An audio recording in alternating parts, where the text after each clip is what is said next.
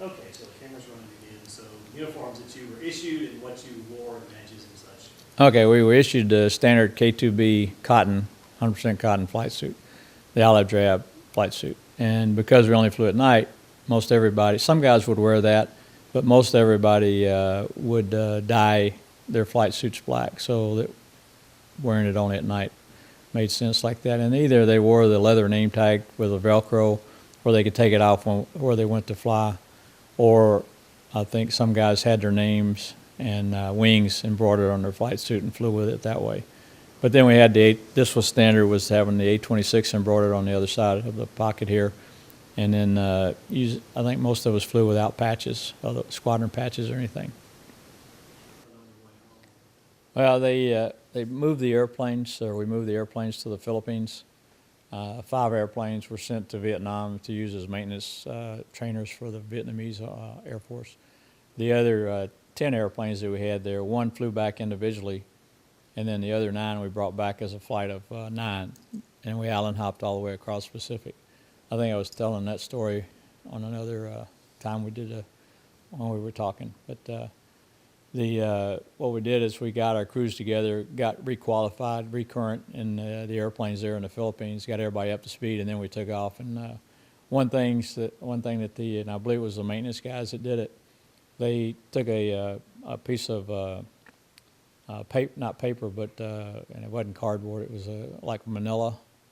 That's texture, a little thicker than just normal paper. And they did the silhouette of the A-26 as big as they could on there. And they cut out that silhouette, and then they gave one to every crew member, and 2 cans of red spray paint. And so we, as we came across, we Allen hopped all the way across the Pacific from the Philippines to Guam, Wake, Midway, to Hawaii, and then to McClellan, bringing them back to Davis-Monthan. And so we, let's put it this way, we stenciled a lot of things en route. The inside of BOQ rooms, vehicles that we were using, anything that we thought could use a stencil, we stenciled, as long as we had paint. So we did this all the way across the Pacific. When we got to Hawaii, we were ended up spending several days there because of the airplanes needing some work on them. And so we were stenciling things at Hickam Air Force Base and various places around town.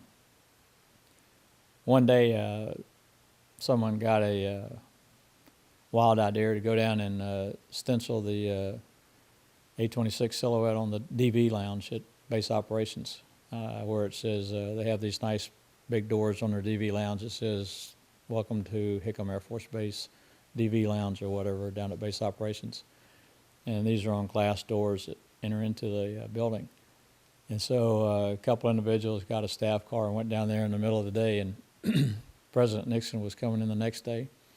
But they drove up as if they were quasi-official and walked up to the door and spray painted a silhouette of the A-26 on the glass doors, and then drove off. Needless to say, this didn't sit well with the base commander. And we'd been trying to leave for a couple of days, but the weather was too bad en route from Hickam to McClellan to fly. So we would have to go back to the queue, check in, do a bag drag all over again the next day. And so we'd done this for a couple of days. Well, after this stenciling of the DV lounge, the base commander called our operations officer in, who was in charge of our flight. And I think he threatened him with bodily harm if he didn't have all 9 airplanes and all of his people off the island the next day. And he tried to explain to him that the weather was really bad. We were trying to get off, but we couldn't because of the weather, and that was not an option. He said he really didn't care what we flew in to get out of there. He wanted us off his island. So the next day we took off and flew in some pretty good weather for about 3 or 4 hours as we came across the Pacific there en route to California before we broke out of the stuff. But we left. We had 15 airplanes over the NKP when I was there. Now, they probably had a few more, but lost some due to combat operations. So I don't know how many, somebody else might know the exact number they took over there with them. But we had 10 down at England Air Force Base for training. Because I remember when we moved the squadron from England Air Force Base down to Hurlburt, just as I was leaving my finishing my training, one airplane, they couldn't get started. I'm sorry, there were 2 airplanes. Maybe we had 9 airplanes down there, but 1 or 2 airplanes couldn't get started, so we took a flight of 8 down from England Air Force Base to Hurlburt. We flew them down there in 2 flights of 4. But when we moved the squadron down there, we went out on the runway as 8 airplanes. We took off, and we had pre-briefed all this. We went around the base, and we joined up nose to tail, and all 8 airplanes. And so we came down the runway with all 8 airplanes nose to tail. We made a pass, went out, reformed into 2 flights of 4 in echelon. Came back over, and as we came over the middle of the base, we broke. Instead of just breaking normally, we broke down and came right across the base, and base housing and base facilities is fairly low, as we all went out across the base there and then joined up on the other side and flew down to Hurlburt. So when we got down to Hurlburt, we landed, and they had a pretty good welcoming committee down there. The base commander, the wing commander, I forget who all it was down there. Squadron commander was down there to welcome the transition of the squadron down to Hurlburt.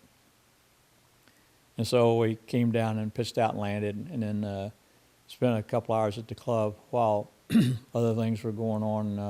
And we had a C-47 from England Air Force Base come down to pick us up to take the crews back to England Air Force Base. And so when they came and picked us up on the bus to bring us back from the club to base operations, we were in base operations, and the crew was in there flight planning.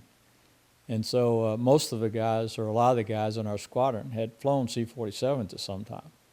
And so we were out at the kind of milling around outside there, and then someone said, well, we don't need those guys, we can do it ourselves. So a group of guys, most everybody all of us walked out to the C-47 that was sitting there. Had a fireball out there and all. And so one of the majors looked at me. I was a lieutenant. I was the youngest guy there, and said, hey, Black, go tell the crew that if they want to go back to England, they better get out here, because otherwise we'll leave them. So, okay. So I ran into base operations, and I said, who's flying the C-47 out there? And these 2 older guys were standing there and said, we are. And I said, well, if you want to go with us, you better come on now, because we're getting ready to leave. And they looked out the window, and the guys already had one engine started. And I think that's as far as they were going to go with it. I don't think they would have taken it off and flown us back. But these guys dropped everything they had and went running out there. And so we flew us back to England. Well, it was definitely fun to fly, and it was a hot airplane. The R-2800s gave you a lot of power, and it was a neat airplane to fly, because it was responsive, but it was heavy on the controls. In comparison to the Caribou that I'd flown, the engines were less powerful, but the airplane was maybe easier to handle as far as controllability, as far as being lighter on the controls, if you will. The A-26 was heavy on the controls, but you could maneuver it really well. It took a little bit more muscle to do it than it did a Caribou at the time.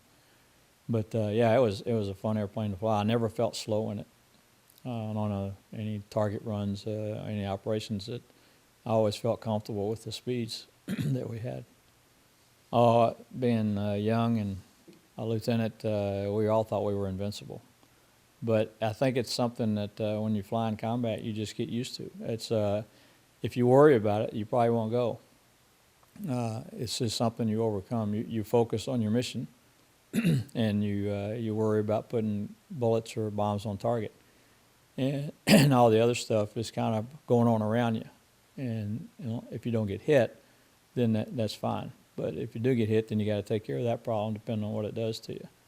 But you just kind of you don't get the feeling that it's I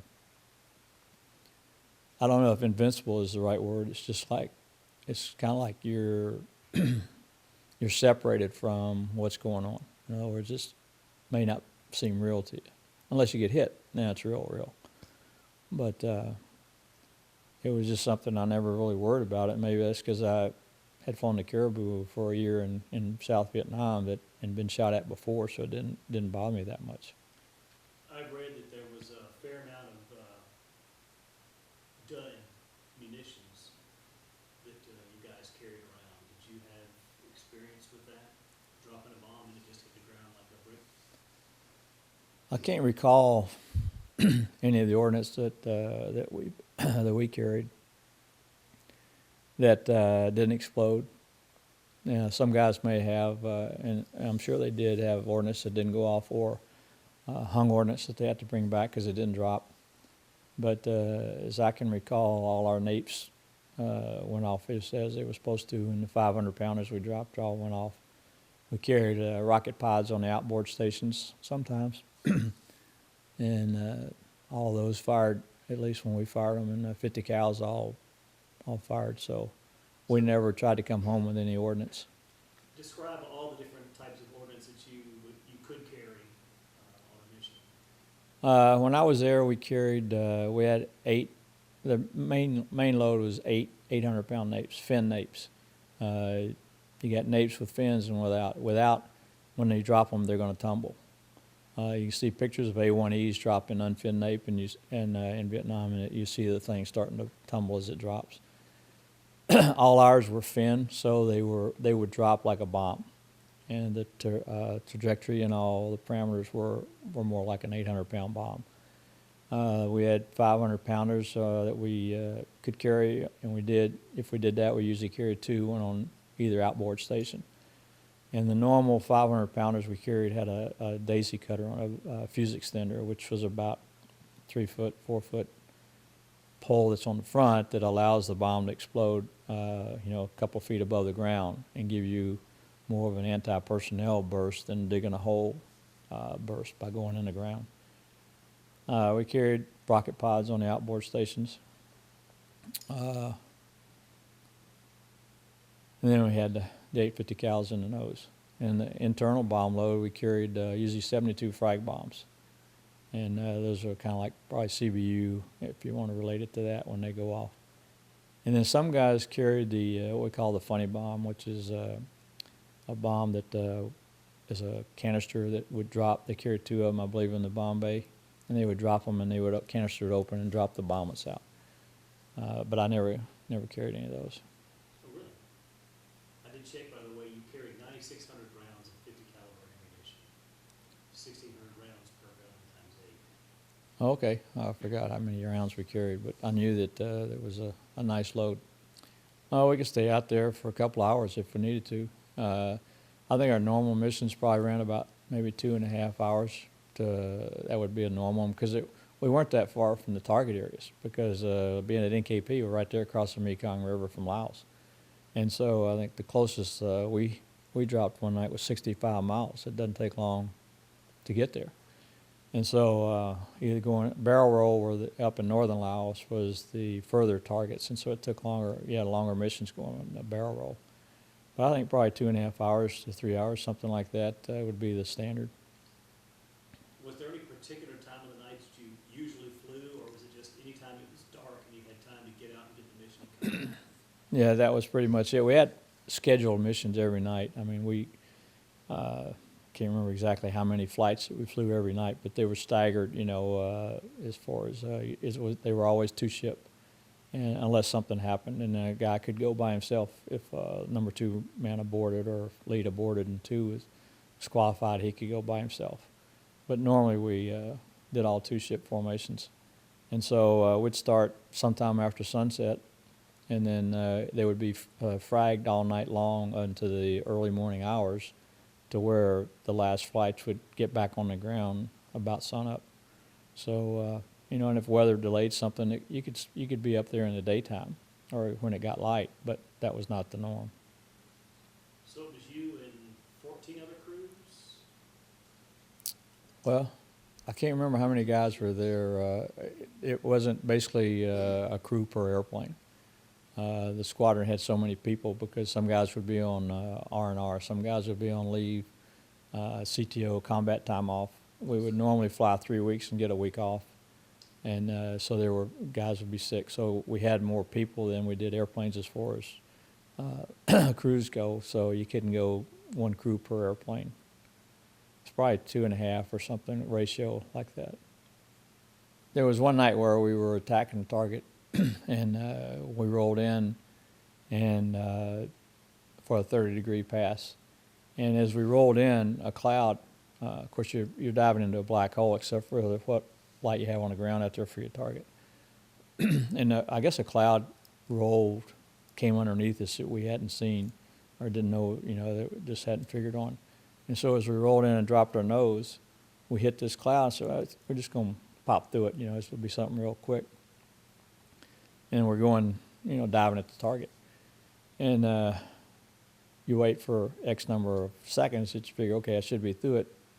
And then we popped out of it, but, we didn't have, we weren't anywhere close to our parameters because of going through the cloud. We kind of lost track of, the target we were going for. And so we pulled off, and we were probably low or for where we were, and that when you pull off, if there's any moon at all, and you see the silhouettes of the mountains in the distance, not knowing how far the mountains are, but we know that we were down below some of the highest peaks in that area. But we came off dry just because we didn't have any kind of a track for the target. So we went around again and said, all right, if we roll in and we hit this cloud bank again or whatever is going through, we'll just come off dry right then instead of trying to press through it and drop when we come out the other side. Excuse me. There was one night we were working a target, and some F-4s were working a target area north of us or somewhere in close proximity. And we had rockets on the outboard stations. And I can remember we rolled in, we were going to hose off the rockets. And so as I rolled in and we hit our or getting close to our parameters, there was a little bit of a glow of light out there. And just as I was getting ready to fire the rockets, an F-4 comes flying through my pipper, through my gun sight. As he's coming off his target run over the next area over, and either was disoriented or just flew out of his target area, but he comes flying right through my path where I was going to fire the rockets. And then, so we didn't obviously shoot, and he went on around, I guess, and went back into his target area, but that could have been scary. Not for me, but for him. 50 caliber would take care of his airplane. Yeah, well,